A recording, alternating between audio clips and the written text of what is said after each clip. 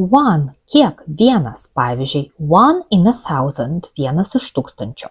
Taip pat vienetas arba daugiskaitos formoje vienetai ones.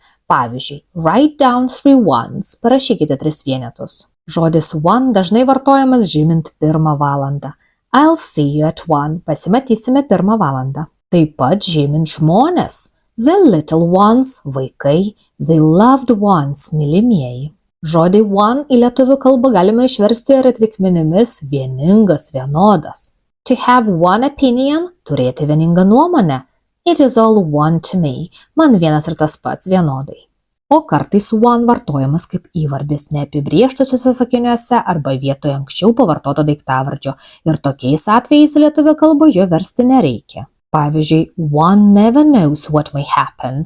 Niekada nežinai, kas gali atsitikti. Plastic bottles are lighter than glass ones. Plastikiniai buteliai yra lengvesni nei stikliniai. Jeigu nubrauksime paskutinę balsę ir pridėsime prie kamieno priesagą CE, gausime prieveiksmį once, vieną kartą. Christmas comes once a year.